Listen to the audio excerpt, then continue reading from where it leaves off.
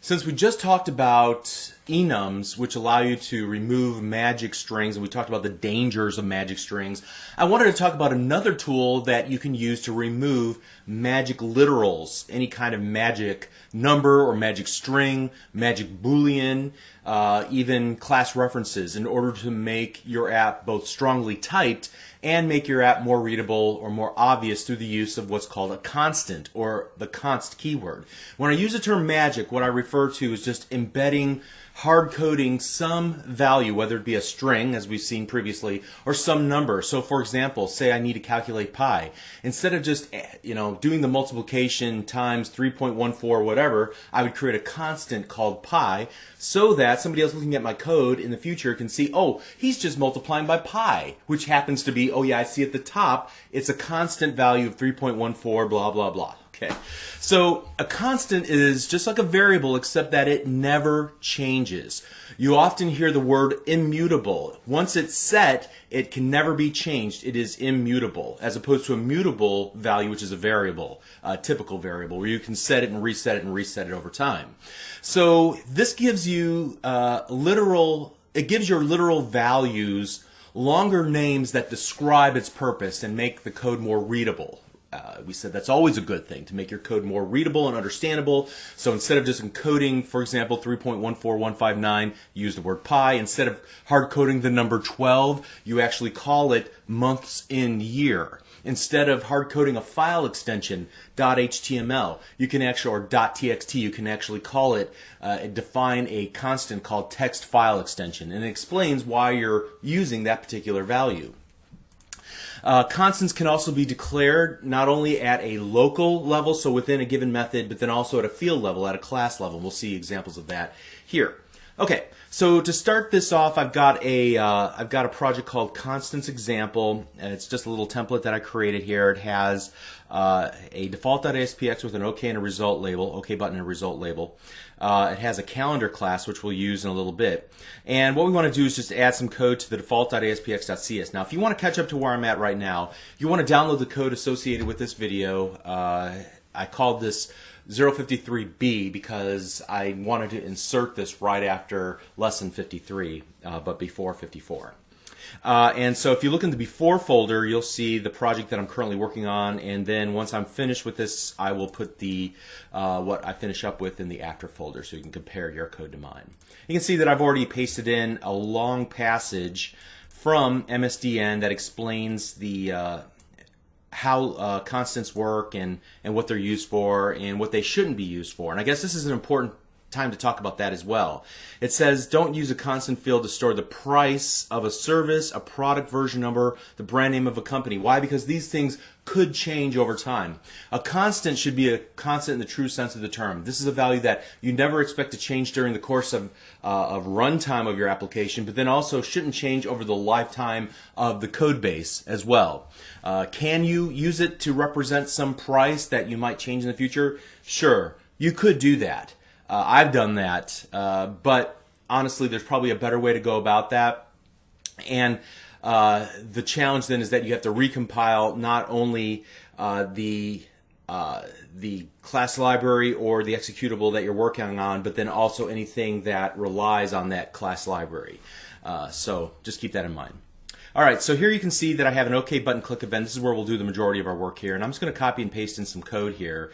I'm going to create, first of all, a simple local constant called hours per day, where I define const int hours per day equals 24. So you just have to add the const keyword to your typical creation and initialization of a variable. So it can be as easy as that.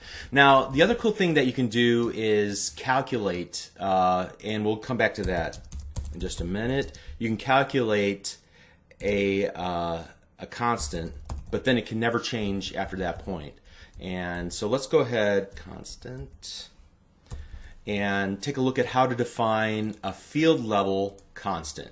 So here I'm going to define three constants. I'm just going to paste them in here. You can pause the video to catch up. I've created three public fields that also use the const keyword. So we would never expect the number of months in a year to change, the number of weeks in a year to change, the number of days in a year to change. That's pretty much fixed. So now I can do something in code like this back over in my OK button click event. I can do that calculation that I was hinting at a little bit ago, like so. So here I am creating a new constant called days per week, and I'm just taking the calendar days divided by the calendar weeks. And that would give me a average number of days per week over the course of a single year. It'll be a little bit more than 7. The point here being that you can, again, initialize a constant to a value, but at this point, days per week is a constant. It can never be reset in another line of code. In fact, let's just try that real quick. Let's say somewhere else in my code I want to go days per week equals 7, and it should give me a red squiggly, and it does. The left-hand side of an assignment must be a variable, property, or indexer. We're basically not working with a property, a variable, or an indexer. We're working with a constant, so it does not allow us to do that. Great.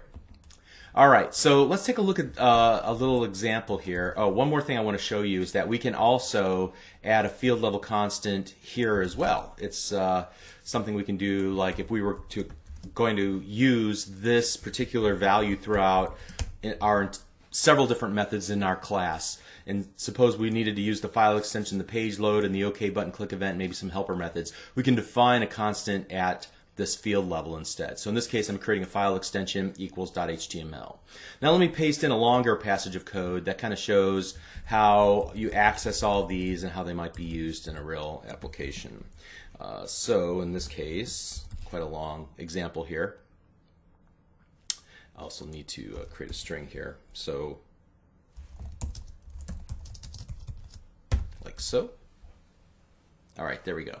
So you can see I'm doing 2 loops. One is a days per week loop, and then as an outer loop, and then an inner loop, the hours per day. And this is just for like creating reports where I might be calculating, you know, the amount of dollars I made per hour on my e-commerce website. So I wanted to create an HTML page, 1 page per hour per day of the week. And so as you can see, I'm using a string.format and passing in this long format string that would include the value of I, which is the days per week, the value of J, which is the hours per day, and then finally the file extension, which will tack on at the using the anchor tag. So we'll point it to a .html file. So it would look something like this when we actually ran the application. Click the OK button, and now you can see that I'm creating day 1, day 2, day 3, and so on.